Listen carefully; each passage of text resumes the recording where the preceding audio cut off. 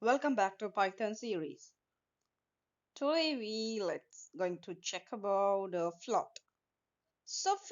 Float are using in Python to represent numbers that are not integer.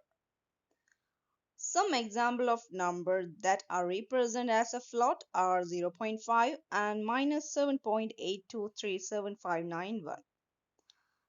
They can be created directly by entering a number with a decimal point or by using operations such as division on integers.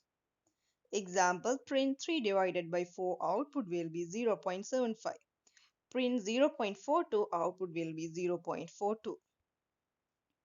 As you saw previously, dividing any two integer produce a float.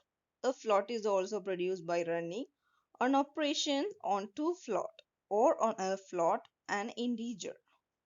Print a divided by 2, print 6 into 7.0, print 4 plus 1.65.